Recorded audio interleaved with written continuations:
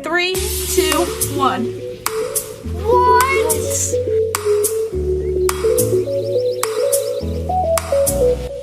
Every Friday at East End Community School, 4th and 5th grade students have the opportunity to join Ella Fontaine and Birch Night to partake in Tinker Day. Here, they explore the field of STEM through engaging hands-on activities that include problem-solving, innovation, and team building.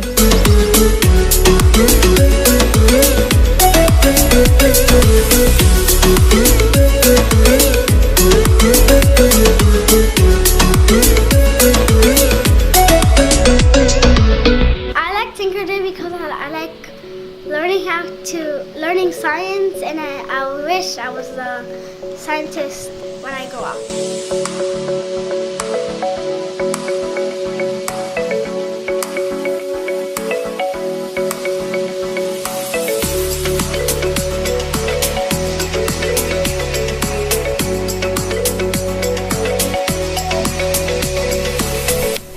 I like Tinker Day because you're able to experiment stuff, and it's not stuff that you can do every day in school.